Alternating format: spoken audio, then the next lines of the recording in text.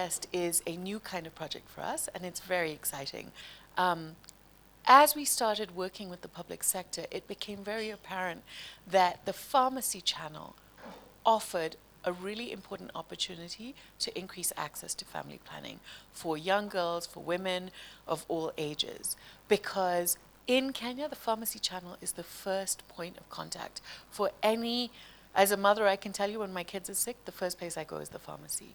And that's actually the case for many Kenyans. Before going to a doctor, to a hospital, they'll go to the pharmacy.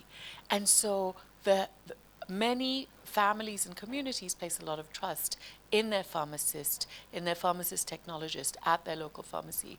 But this doesn't apply for reproductive health. This only applies for treating acute illnesses, for example.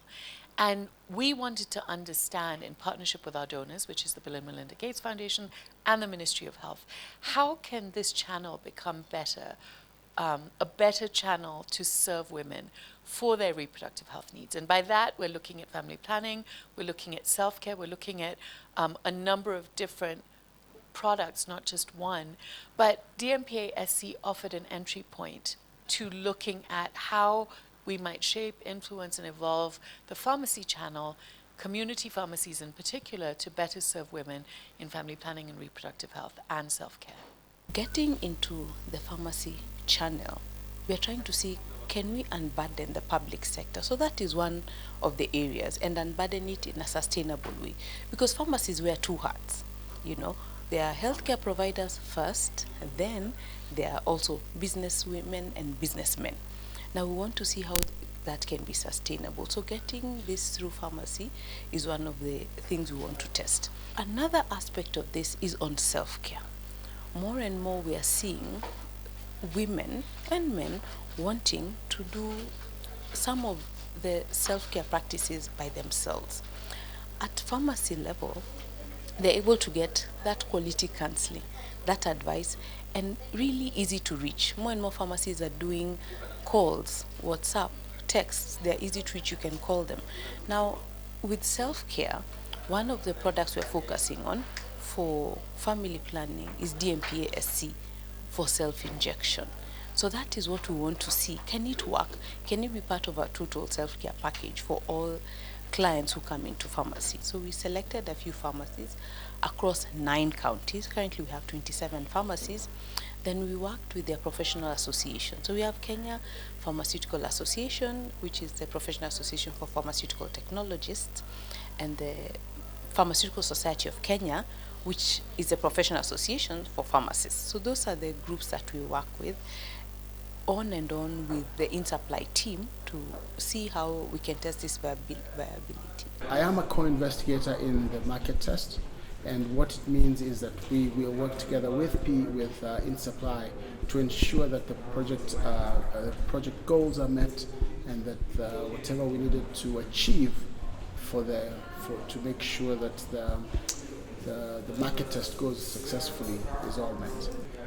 From a PSK perspective, good question is, one is we want to come out of this project to ensure that the public understands that it's not about the pills you come and pick in a pharmacy. There's much more, that the pharmacist can give you more knowledge, has more knowledge, and has the ability to help in terms of more than just take one twice daily. That they have the knowledge and they have the information that you need to do more than just take a pill. So that's one of the things, one of the goals we have, is to make sure that the public understands that we are here as healthcare providers and we have solutions that go beyond just the pills that you pick up. So that's one of the goals. The second goal is to make sure that the public has access to family planning methods, and not only just the methods, to have access to the knowledge on how to pick the right family planning method for them and their families. Because there are many options that you have, but based on what the knowledge you get, then with knowledge comes power, and the power to choose what is best for you and what suits you and your lifestyle best. So that's the other thing, just giving options to members of the public. And last but not least, our pharmacists also have pharmacies which are profit-making endeavors, also to see how that can also help them financially grow their footprint. Because if they don't grow, if there's no return on investment, the pharmacy will shut down, and the services that they're offering to the members of the public will not be there. So it's important to make sure that we also making that profit. As KPA, one of the goals of this project is create access, enable access of family planning to the general public.